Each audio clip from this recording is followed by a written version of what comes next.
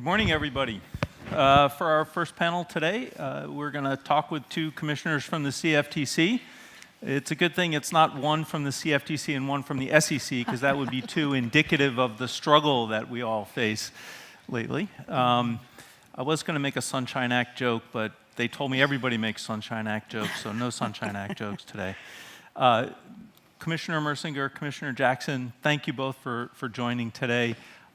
Before we get into a few questions, I have a tough question for you. So are we calling them digital assets, crypto assets, virtual currencies, convertible virtual currencies, crypto commodities, digital commodities, or should we just call them tokens? We'll let you choose today. Yeah, I think that's right. Okay. I probably left out a whole bunch of names that various agencies use, so I apologize to all those agencies I left out. So with regard to tokens, let's start with an easy question, I hope, which is, if there was one simple thing that you could enact, either at the CFTC or you could encourage Congress to enact, that would have to do with tokens and blockchain, what would that thing be? Greenfield. Greenfield, wow. Would you like to start, Commissioner Mersinger? Sure. I will go first because for me this is an easy question. I do have to start with my disclaimer, which maybe that was the joke we should have made about our disclaimers, that any views we share are our own and they do not reflect the views of the Commission or our fellow commissioners. So with that, we can actually answer questions now legally. The one thing I think would be most helpful is for the CFTC and the SEC to sit down and create a framework of how we're going to classify these tokens. That's something that we could do now.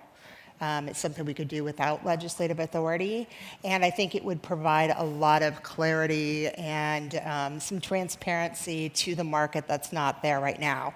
Do I think that's going to happen on its own? No. I think we would need probably some sort of legislative mandate to force us to sit down, but it's happened before. The agencies have sat down and created rules in order to help classify certain types of swaps that have different backing. So it's not unprecedented, and I think it's something that would greatly help the industry. Yep. Lee, I'm going to just echo several of those thoughts. Forgive me, my 8-year-old had a birthday party, is now 9, last weekend. I'm sure one of his friends shared something with me. Yeah. I'm going to hope not to share it with you. But I echo Commissioner Mersinger's acknowledgement that we are speaking in our own right as independent commissioners based on what I think is a really fantastic slate of backgrounds that currently comprises the CFTC's commission. And so I think there are strengths that each of us bring to this conversation that leaves us in a potentially unparalleled situation in terms of the aggregation of our experiences, the diversity of our experiences, and the benefit that that can have as you chart new territory, as you chart a new course. So to your point, there is no universally accepted or uniform term that effectively, I think, encapsulates all that we're trying to talk about when we talk about what I'll refer to as digital assets.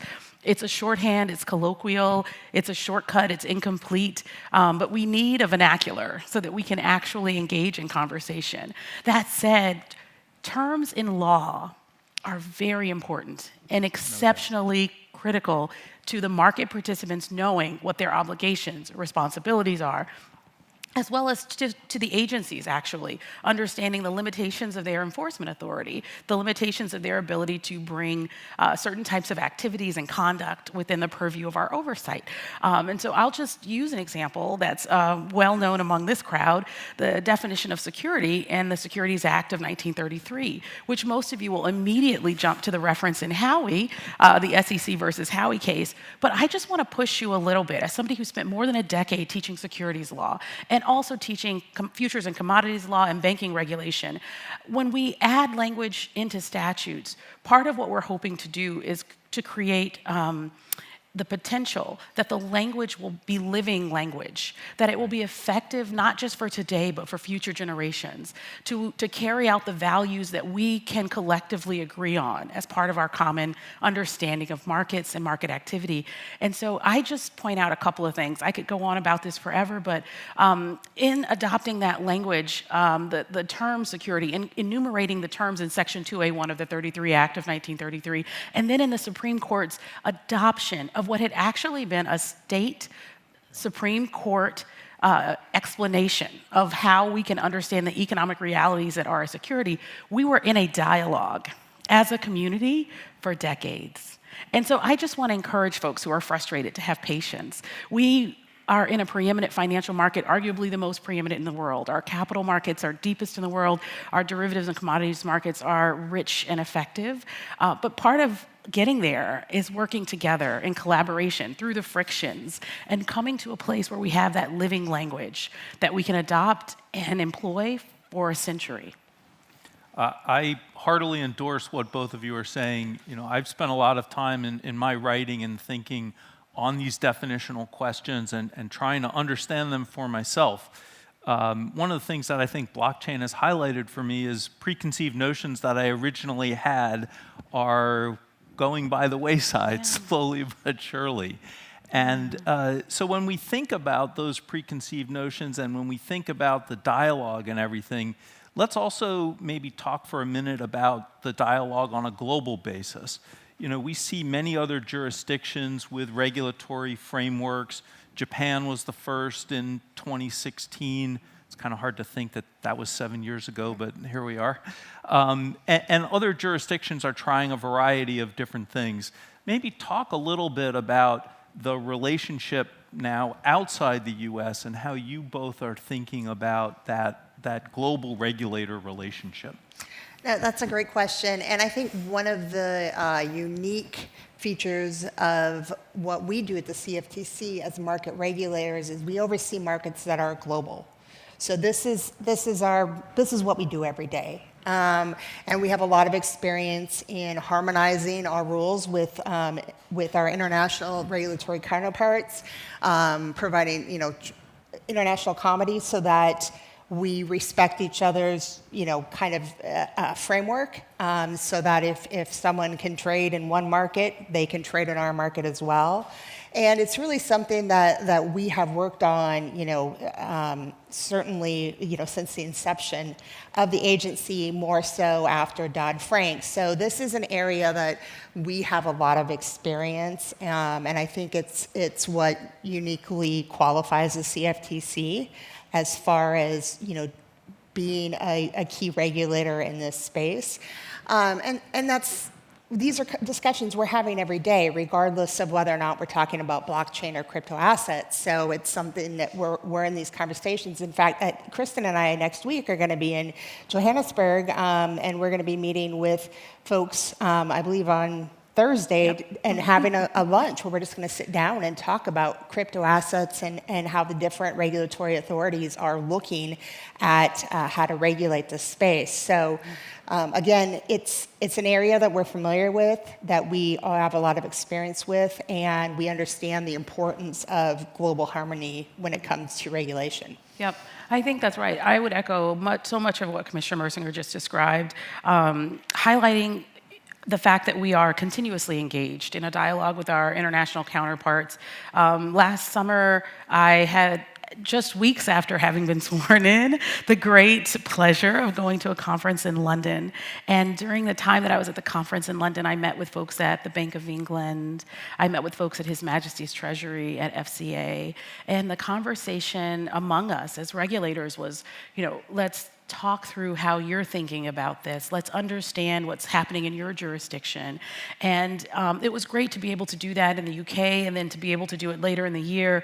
Actually, a week after FTX filed for bankruptcy, I was back in the UK again and in Europe and sat with folks at ESMA and just sort of really deeply engaged in a dialogue that is our sharpest minds doing their best thinking about how to create what would have to be a really complex, if you could, appreciate that for a second, an intricate regulatory framework. Part of the reason our markets are preeminent is because that regulatory framework gives confidence. It's often cheaper to raise capital in our markets because what we say is we don't permit lying or cheating or stealing, right? So if you want to launch an offering as an issuer, we're going to ask you to fill out this disclosure document that's rather extensive unless your offering is exempt from registration, in which case you might fill out other disclosure documents that are also extensive. Anyway, you get that I was a capital markets lawyer, right?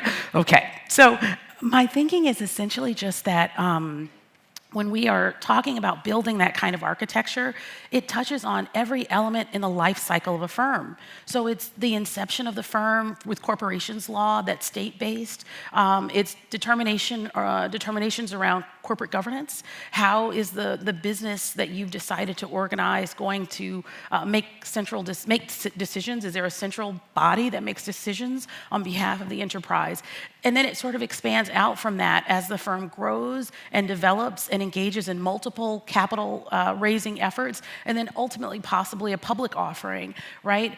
And then in the context of some firms, in the life cycle of the firm, there are difficult moments. And in those difficult moments where there are crises, we also have a really intricate, very well-developed bankruptcy system.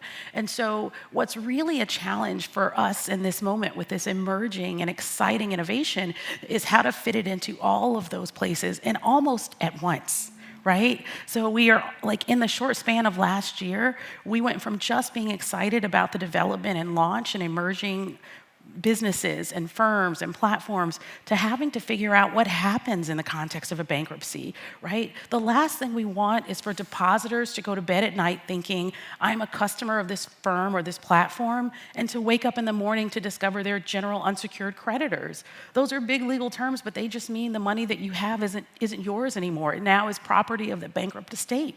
And I think part of what's maybe a lot shocking is the short time span that we've seen some firms move through that life cycle. And in the context of international collaboration, that conversation is rich and deep on every level in TradFi, so it has to be rich and deep on every level in the context of CFI or DeFi.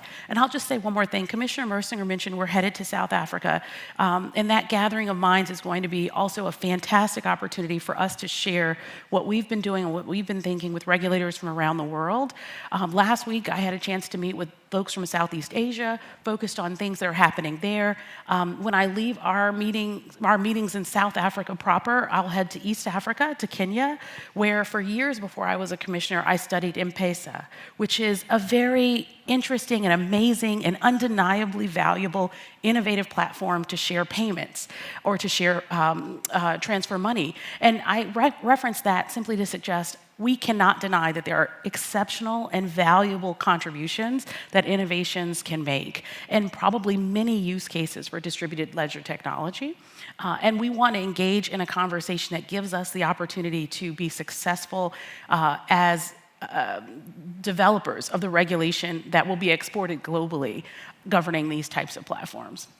I love the M-Pesa example. There's an economist at MIT, Tavneet Suri, I think is her name, who's done amazing work on how that simple payments protocol has expanded innovation and economic growth and activity throughout the entire country, and now it's spreading throughout the region. So right. It's really terrific stuff. Yeah. You know, to the point that I think both of you were making, and I'm going to say it a little bit differently, I do feel like there are first principles that global regulators can agree on. One of those first principles, in my view, is market integrity.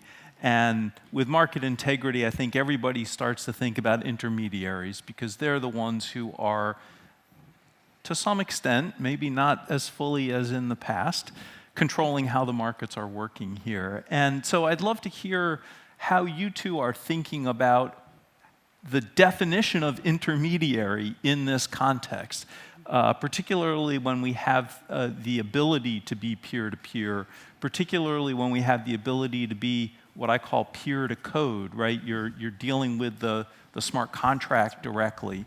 So how are you both sort of generally thinking about who is an intermediary, what qualifies folks as an intermediary? Well, just to start, I always have to think of it in the context of what I know, which is how intermediaries are treated in our space. As a market regulator, we're regulating market activity, and there are intermediaries that are involved in that, and we regulate them because of their activity in the market. But we do extend some of our regulations beyond those defined intermediaries. So if you're a large market participant, there are rules and regulations that you have to abide by. You have to turn over certain data to the agency, and there are things you can't do in the market. So I look at it from that standpoint, and my feeling is, it's hard to define, each kind of individual function as like you're an intermediary or not. But my feeling is if you are in the market, or even if you are coding something that's either going to impact the market or somehow force the protocol to violate, whether it's the Commodity Exchange Act or some other law, I think then you should be held accountable. So I really look at it as in the way of, are you in the market? Are you active in the market? And are you creating or doing something that's going to have an impact on that market as well? And to me, that's kind of how we can look at intermediaries in the blockchain space. So I'd like to take a page out of Perry Ann's book and go back in time. And I'd like to go back as far as ancient Greece. And I regularly open the course on futures and derivatives that I teach by referencing two things. I'll only reference one in light of time now. The first is Aristotelian philosophy or theory, and the second is Joseph from the Old Testament Torah story, but we won't get to that story. So if you see me after we leave the stage, I'm happy to share with you the second.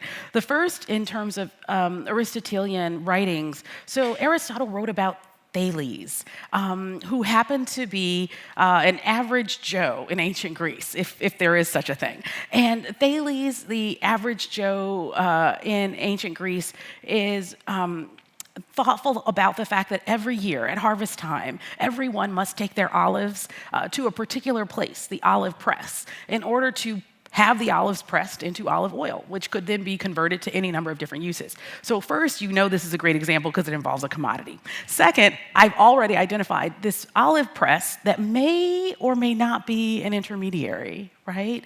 And so what I'd say about this specific example is it illustrates your opening point.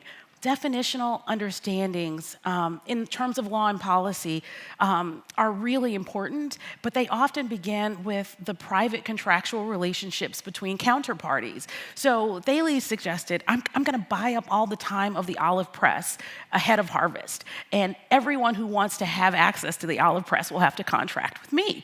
So this is obviously an ingenious idea that makes him quite wealthy, but the point of this story is in the use of that mechanism, that sort of machination, that sort of press, was really the key to everyone getting the produced good that they needed, right? So something I want to say here, and it really cuts across financial markets without question, and there may be an analog, if we can use that word, to describe what's happening in technology and innovation. But I'm going to stick with the space I know and the thing I'm comfortable talking about with anyone, anywhere, especially at a cocktail party, which is in financial markets, intermediaries have a very precious and important role. Often they're custodians, as I mentioned earlier, of customer funds, which means we entrust them with our most precious assets, with every expectation that they will guard those assets and return them, right? And so I'd reference that January 1st, 1983, Gerald Corrigan, president of the Minneapolis Fed, wrote an essay, and the essay was titled, "Why Are Banks Special?" And he went on to describe the role of banking in our society. I think nothing more clearly illustrates the importance of that particular kind of intermediary than the events over the last few weeks. And something I'd like to just point out is, in many contexts in financial markets regulation, you need not raise your hand to choose to become an intermediary. What happens is the role that you play places you in a position of trust and confidence. And once you occupy that position of trust and confidence, our expectations, the social contract that binds us, indicates to the rest of us that you will do certain things. You will be loyal with respect to the money that you've been given to hold. You'll be a fiduciary with respect to that money, which means you'll make good choices about that money. And so now one of the things I'm most ardently advocating for is, in the context of legislation or regulation, that we build those safeguards and protections into any system where folks have somebody else's money in their hands, because that's kind of one of the foundational principles that makes our markets work and makes them work well. So that means you segregate or separate customer property from your own property. You can't gamble with other people's money, right? It means that you put in conflicts of interest that prevent you from just choosing to use somebody else's money to buy a different company, right? It means that in the context of risk management, oversight, that you take certain steps, including, for example, cyber risk safeguards, to ensure the integrity of your enterprise. And so intermediaries, or anyone who might find themselves in that category, they should anticipate this, and I hope they have good internal counsel and external counsel that is encouraging them to develop those systems, because from both a legal and an economic side, a business perspective side, those are valuable steps that will serve every business well. And I think we've seen too many examples over the last several months. We could run through the list: Three Arrows, Capital, Voyager, Celsius, the BlockFi and FTX liquidity crises. We've seen too many examples of the failure of that infrastructure to be effectively established and robustly overseen by internal sources, right? Even ahead of our engagement. This is a two-part story. And the first part is, what are all the things you do to protect your customers, your investors, and your enterprise? So for intermediaries, I would just say keep a close eye on those kinds of questions as you develop now and going forward. Well, this has been terrific. I wish we had another 5 hours so that I could ask a lot more questions and get the benefit of your wisdom. Thank you both very much. Thank you so Thank much you, Lee. for having us. Thank you.